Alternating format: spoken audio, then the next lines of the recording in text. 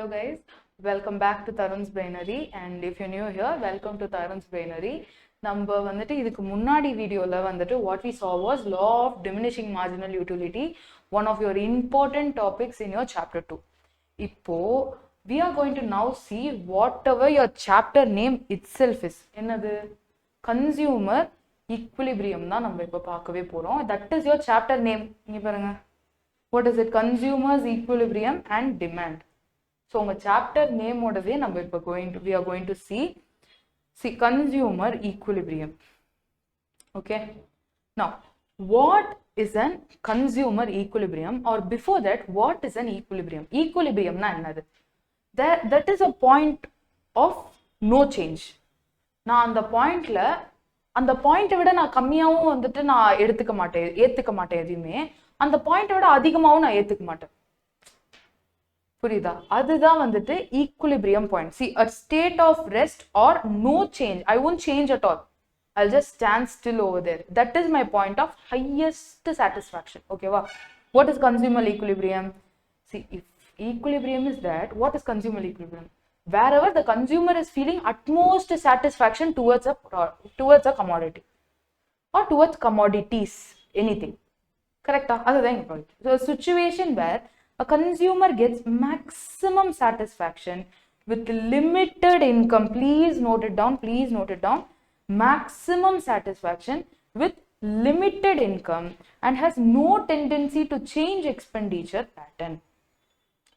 If you're earning 10, you're going to spend 8 towards pizza na, that pizza kudukra and the satisfaction and the 8 rupees ku adu vartha appdi na paakணும். Let us take an example pa here. You're going to some movie theater. See, wait one moment. Okay. You guys can see, right? Okay. So you're going to some movie theater. Now here, what you do know, you are here. You go to canteen. Anga povama irukka mudiyuma? Canteen or whatever it is, cafeteria. Okay, well, you go there. Anga poitu what you will do? You get so let us take an example, right? நீங்க வந்துட்டு இப்ப என்ன பண்றீங்க? You're going to some movie.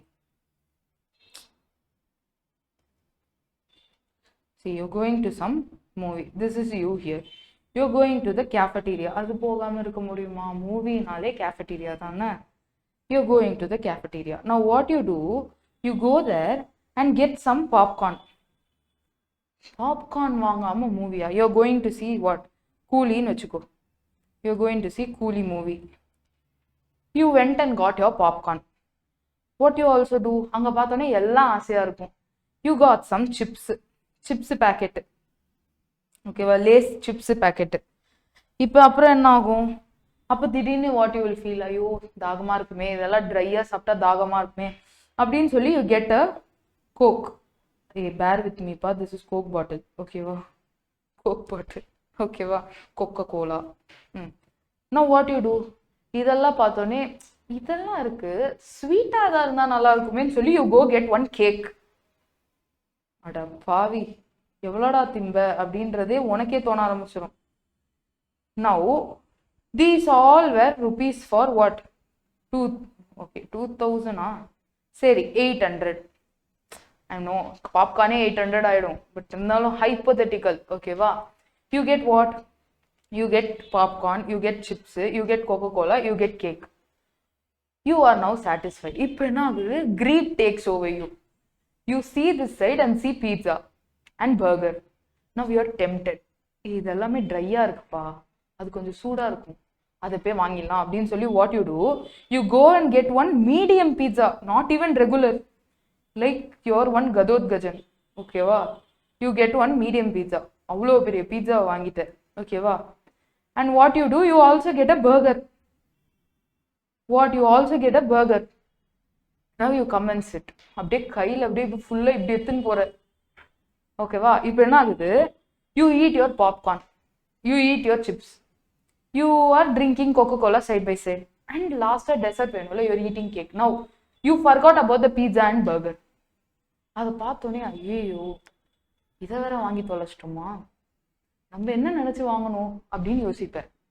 See, in every one situation, no, every one life, no, we'll feel where we'll reach a point, we'll all, face a point where இந்த மாதிரி ஒரு விஷயத்தை நம்ம ஃபேஸ் பண்ணியிருப்போம் கண்டிப்பா. அது தேவையில்லாம வாங்கிட்டோமோ, இதை வாங்காமையே இருந்திருக்கலாமோ அப்படின்னு சொல்லிட்டு. இப்போ என்ன ஆயிடும், இது வரைக்கும் யூ வுட் ஹவ் தாட் 800 வர்த்துப்பா, நல்லா நிம்மதியா நல்லா வயிறு முட்டை சாப்பிட்டேன். பட் இந்த பீட்சாவையும் இந்த பர்கரையும் பார்க்கும்போது வேஸ்ட் ஆஃப் மணிப்பா, இதை போய் வாங்கிட்டேனே தெரியாம, வாங்காமே இருந்திருக்கலாம் அப்படின்னு யோசிப்பேன். கரெக்டா? அப்போ until this 800 you are satisfied. So 800 is the point of your satisfaction.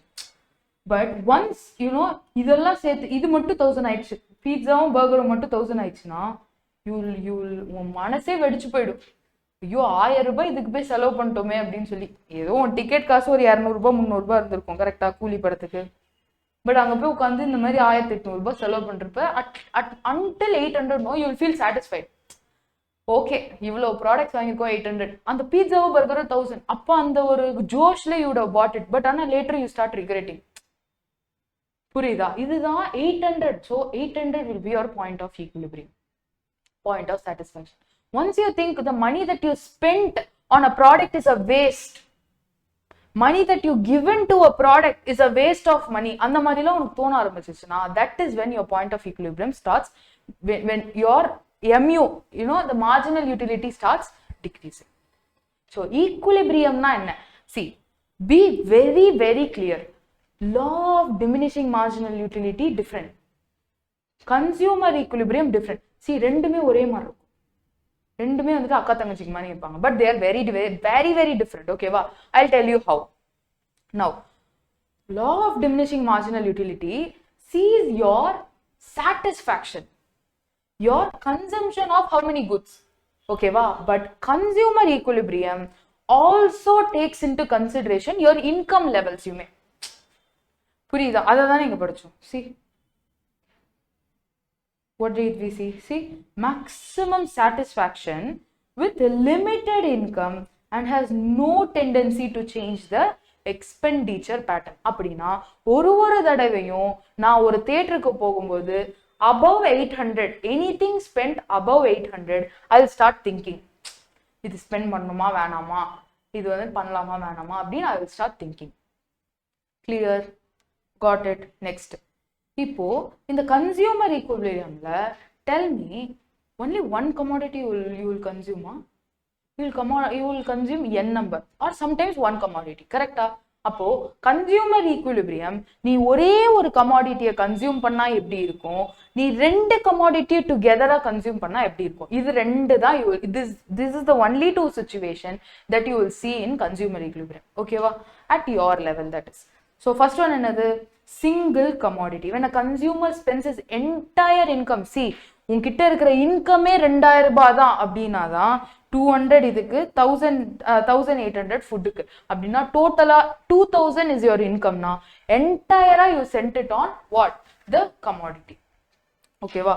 so when your entire income is spent on one commodity and your entire income is spent on two commodities, அதுதான் வந்து second situation. it has a very interesting take. two commodity has a very interesting take. one commodity is very easy. okay va? this is one of the most important areas because this is what your chapter is all about. உங்க chapter பேரே இதுதான். so it's very very important. கண்டிப்பா இதுல இருந்து கேள்வி வரும். please make sure that you have these stars written all over. ஏன்னா வந்துட்டு அதுதான் உங்களுக்கு இம்பார்ட்டன்ட்னு தெரியறதுக்கோசரம். got it? இப்போ இந்த வீடியோல we are going to see about consumer equilibrium of single commodity pa. very easy. okay va? இப்போ என்ன? see, a consumer purchasing a single commodity will be at equilibrium when he is buying such quantity of that commodity which gives him maximum satisfaction. see, நான் வந்துட்டு ஒரு கடைக்கு போறேன், ஒரு பரோட்டா கடைக்கு போறேன்ப்பா. see, parotta இருக்கு, பார்க்கவே பசிக்குது இல்ல? I know. ஸோ பரோட்டா கடைக்கு போறேன். பரோட்டாவை பார்த்தோன்னே வந்து யோசிக்கிறேன், இப்போ என்கிட்ட 40 ரூபாய் இருக்கு, 45 ரூபாய் இருக்கு, ஒரு பரோட்டா 15 ரூபாய். எனக்கு ஒரு பரோட்டா சாப்பிட்டா சாட்டிஸ்ஃபேக்ஷன் கிடைக்காது, 2 பரோட்டா சாப்பிட்டா 30 ரூபாய். ஆனால் 2 பரோட்டாவும் எனக்கு சாட்டிஸ்ஃபேக்ஷன் பெருசாக கிடைக்காது. 3 பரோட்டா சாப்பிட்டா 45 ரூபாய். என்கிட்டயும் 45 ரூபாய் தான் இருக்கு, பரோட்டா விலையும் 45 ரூபாய் தான் இருக்கு. இப்போ 3 பரோட்டா சாப்பிடும்போது I'll get utmost satisfaction அப்படின்னு உனக்கு தோணுது அப்படின்னா நீ you are thinking எனக்கு maximum satisfaction given level of incomeக்கு எந்த பாயிண்ட்ல கிடைக்கும், அதுதான் சிங்கிள் கமாடிட்டிக்கான கன்சியூமர் ஈக்குலிபிரியம். கிளியர்? அதுதான் இங்க சொல்லுங்க. which gives him maximum satisfaction when he is buying such a quantity of that commodity. எங்க ஈக்குலிபிரியம் வரும்னு சொல்றதுதான் சிங்கிள் கமாடிட்டியில இருக்கிற consumer equilibrium. we'll see a numerical thing also, but before that, see, the number of units consumed can be derived by 2 factors. ரெண்டே factor தான் will be your deciding factor. நீ எவ்வளோ quantity சாப்பிட போற, இப்ப எத்தனை பரோட்டா சாப்பிட போறன்றத எதை பேஸ் பண்ணி பார்த்தோம்? ஒன்னு, அந்த price of the commodity. We saw how much was the price of the commodity. 3 barotta is 45. So suppose 3 barotta was 50 now, whether you would have consumed 3 barotas? No, right? அந்த மாதிரி தான். So first factor will depend on what is the price of the commodity. எதுக்காக இது depend ஆகிற factor? எத்தனை units consume பண்ண போறேன்னு தெரியறதுக்கு ஃபர்ஸ்ட் பிரைஸ் ஆஃப் த கமாடிட்டியை பார்ப்போம். நெக்ஸ்ட் உன் சாட்டிஸ்ஃபேக்ஷன் லெவலை பார்ப்போம். What do we see? Expected utility from each successive unit. See, 1 வாங்கும்போது அட்மோஸ்ட் சாட்டிஸ்ஃபேக்ஷன், பட் இன்னும் வேணும். செகண்ட் வாங்கும்போது ஓகே சாட்டிஸ்ஃபேக்ஷன், பட் இன்னும் வேணும். தேர்ட் வாங்கும்போது அட்மோஸ்ட் சாட்டிஸ்ஃபேக்ஷன், இதுல எனக்கு போதும், அடுத்தது நான் கன்சியூம் பண்ண முடியாதுன்ற லெவல் வரது தான் யோர் சாட்டிஸ்ஃபேக்ஷன் லெவலோட கால்குலேஷன். இதுதானே நம்ம பண்ணோம் அங்கேயுமே. அப்படி பேஸ் பண்ணி தானே எத்தனை யூனிட்ஸ் எத்தனை பரோட்டா சாப்பிட போறோம் நம்ம வந்துட்டு. ஸோ அதை பேஸ் பண்ணி தானே சொன்னோம் நம்ம எத்தனை யூனிட்ஸ் கன்சியூம் பண்ண போறான்னு. கரெக்டா? So price of the given commodity and expected utility from each successive unit is what is going to determine your number of units to be consumed. Note it down, note it down. இது easy தானே, இது நம்ம common sense. உட்காந்து யோசிச்சா, நீயே உட்காந்து ஒரு சுச்சுவேஷன்ல உட்காந்துக்கோ. ஒரு பரோட்டா கடையில இருக்க, 1 2 3 பரோட்டா வைக்கிறாங்க, 3க்கு மேல உன்னால சாப்பிட முடியாதுன்னா that is your consumer equilibrium. And you also have the money for 3 barotas.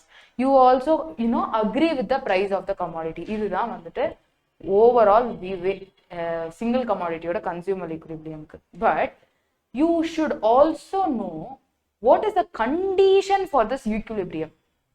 ஈக்குலிபிரியமோட condition என்னது? இது ஃபார்முலா. இந்த ஃபார்முலாவை நீ நல்லா வந்துட்டு தெரிஞ்சு வச்சுக்கணும். See, your marginal utility of product X, MUX na, my marginal utility of product X, commodity X, will always be equal to price of commodity X.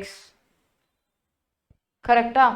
என்னுடைய accumulated or additional unit of satisfaction of X will always be equal to the price that I have agreed to pay for the commodity X.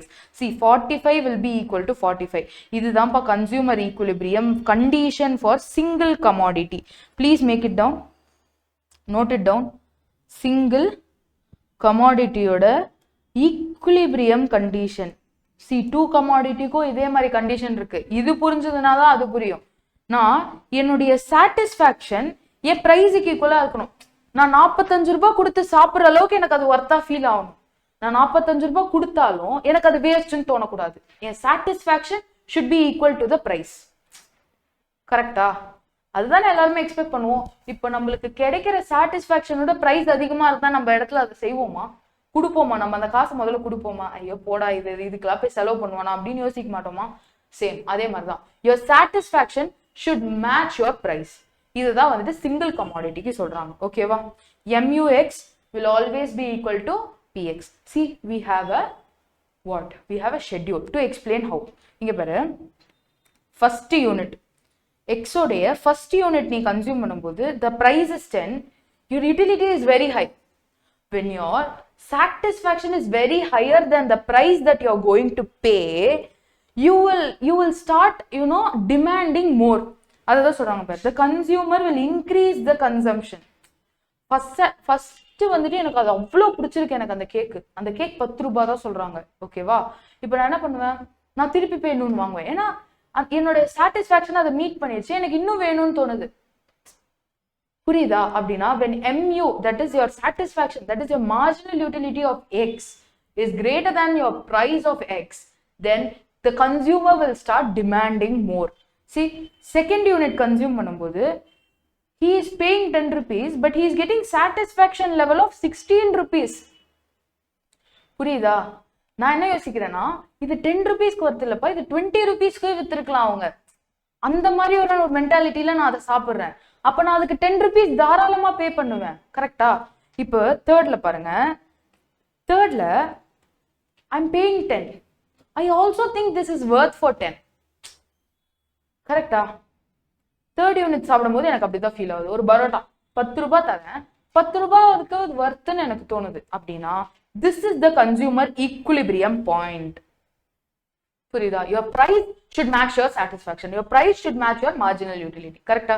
இப்போ next fourth unit நான் consume பண்ணும்போது நான் 10 rupees பே பண்றேன், but இது 4 rupeesக்கு தான் வர்த்துன்னு எனக்கு தோணுது. எவ்வளவுக்கு தான் வர்த்து? 4 rupeesக்கு தான் இது வர்த்துன்னு எனக்கு தோணுதுன்னா அப்போ my price of my commodity is greater than my satisfaction. எனக்கு satisfaction அது பெருசா தரல, பட் price அது அதிகமா இருக்குன்னா ஆப்வியஸா நான் என்ன பண்ணிடுவேன், அந்த இடத்துலயே நான் கன்சம்ஷனை ஸ்டாப் பண்ணிடுவேன். See, the consumer will decrease the consumption when mu is lesser than price. When your satisfaction is lesser than your price, you will start decreasing your consumption. கரெக்டா? அதுதான். நெக்ஸ்ட் ஃபிஃப்த் யூனிட் 10 rupees பே பண்ற, but இது உனக்கு ஒரு சாட்டிஸ்ஃபேக்ஷனும் தரல. நீ அதுக்கப்புறம் அது யூனிட்டை நீ அதுக்கப்புறம் அதை பார்க்கவே மாட்ட. பட் சப்போஸ் நீ அதை திருப்பியுமே வாங்கினா நீ 10 rupeesக்கு நீ பே பண்ண ப்ரைஸ்க்கு நெகட்டிவ்ல இருக்கும் satisfaction. You are nauseated, you don't want to eat that thing, whatever the product is. You don't want to use it, you don't want to consume it. அப்போ it will give negative marginal utility, so the consumer will altogether stop its consumption. கரெக்டா? First 3 parotta super, second 2 parotta okay, but என்னால் சாப்பிட முடியல, இதுக்கு மேலே நான் நிறுத்தணும். Last parotta is my point of saturation. That is all. அவ்வளோதான், என்னால் இதுக்கு மேலே முடியாது. கிளியர்? இதையே நம்ம இப்போ ஒரு கிராஃபாக பார்க்க போகிறோம். அது அப்படியே ஒரு கிராஃபாக வருது. இங்கே என்ன ஆகுது? This is your origin, this is your x axis, this will go to negative. கீழே வரும்ல எக்ஸ் டேஷ் ஒய் டேஷ் உடைய லைன் அது. ஓகேவா? இப்போ ஃபர்ஸ்ட் பாயிண்ட் சாப்பிடும்போது 20 rupees satisfaction. Second, see this is your MU curve, அதனாலதான் இட்ஸ் டவுன்வர்ட் ஸ்லோப்பிங். இப்போ புரியுதா ஏன் MU எல்லாம் படிச்சீங்கன்னு? MU curve, MU of x இது. ஓகேவா? Downward. Now this is your price line, P of x. Price மாறவே இல்லை பாரு, பிரைஸ் ரிமைன்ஸ் கான்ஸ்டன்ட், பிரைஸ் மாறவே இல்லை. இப்போ ஃபர்ஸ்ட் ப்ராடக்ட் சாப்பிடும்போது மை சாட்டிஸ்ஃபேக்ஷன் இஸ் 20. செகண்ட் சாப்பிடும்போது மை சாட்டிஸ்ஃபேக்ஷன் இஸ் 16. தேர்ட் சாப்பிடும்போது my satisfaction is 10, which is matching with the price of x. So this is the point of equilibrium. Note it down. இது அப்படியே வரைஞ்சுக்கோ. இது எவ்வளவு நேரம் ஆகுது? Point of equilibrium. Clear? அதுக்கப்புறம் என்ன ஆகுது? அவ்வளவுதான். அதுக்கு மேல நீ பே பண்ண மாட்ட அதுக்கு. இப்போ 4க்கு எவ்வளவு வருது? 4க்கு 4, 5க்கு 0. அவ்வளவுதான். இந்த பாயிண்ட்ல you will stop. But even if after that if you start consuming -6ல போகும், you will start all together stop consuming that product. கண்டினியூஸா கன்சியூம் பண்றதை you will stop. Not like all together அவ்வளவுதான், அதை அப்படியே பாய்காட் பண்ணோம். அந்த டைம்ல கண்டினியூஸா கன்சியூம் பண்றதை யூ வில் ஸ்டாப் கன்சியூம். ஓகேவா? This is your point of equilibrium. Clear? அவ்வளவுதான். சிங்கிள் கமாடிட்டி முடிஞ்சே போச்சு. இதே மாதிரிதான் டபுள் கமாடிட்டியும், சரி 2 கமாடிட்டியும். அது படிக்க முடியாதா? That also I will explain you what are the conditions are there, how you should see it. இதெல்லாமே வந்துட்டு நெக்ஸ்ட் வீடியோ. அதுதான் 2 commodity, consumer equilibrium in 2 commodity. அவ்வளவுதான். Clear? If you have any doubts, just post it in the comments below so that I will also address your comments. ஒன்னு உங்களுடைய comments வந்துட்டு ஒரு நல்ல விஷயம், it should be told to everyone, then I will make a video also on your comment. But if not, we can also like, I will just try to reply everything in your comment also, right? So I hope this class was actually very useful for you guys. And before closing, எப்போமே சொல்றது தான், please revise and revisit your topics, whichever topic you have studied that day.